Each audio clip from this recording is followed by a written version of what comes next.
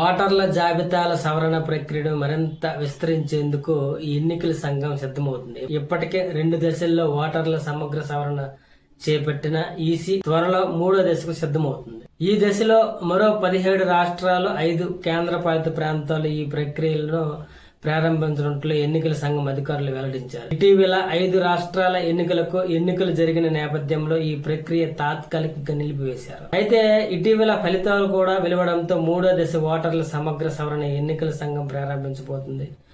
మొదటి 2 దశల్లో ఉత్తరప్రదేశ్, పశ్చిమ బెంగాల్, తమిళనాడు, రాజస్థాన్, ఛత్తీస్గఢ్, కేరళ, గోవా, పుదుచ్చేరి, అండమాన్ నికోబార్ దీవులు, గుజరాత్, మధ్యప్రదేశ్, బీహార్, లక్షద్వీప్ ఈ ఎస్ఐఏ ప్రక్రియ పూర్తి చేశారు. మొత్తంగా 99 కోట్ల మంది ఓటర్లలో 60 కోట్ల మంది ఓటర్లకు సంబంధించి వడపోత ప్రక్రియ పూర్తయింది. అలాగే మిగిలిన 40 కోట్ల మంది ఓటర్లకు సంబంధించి 17 రాష్ట్రాలు, 5 కేంద్రపాలిత ప్రాంతాల 3వ దశ సవరణ ప్రక్రియ ప్రారంభించనున్నారు. నిజానికి ఈ 3వ దశ ఎస్ఐఆర్ కోసం సిద్ధంగా ఉండాలని ఆయా రాష్ట్రాలకు ఎన్నికల అధికారులకు ఈసీ ఈ ఏడాది ఫిబ్రవరి 19వ తేదీన లేఖ రాసింది. అయితే బీహార్, పశ్చిమ బెంగాల్ ఓటర్ల సమగ్ర సవరణపై పలు పార్టీలు సుప్రీంకోర్టులో పిటిషన్లు వేయడంతో ఈ ప్రక్రియ ఆలస్యమైంది.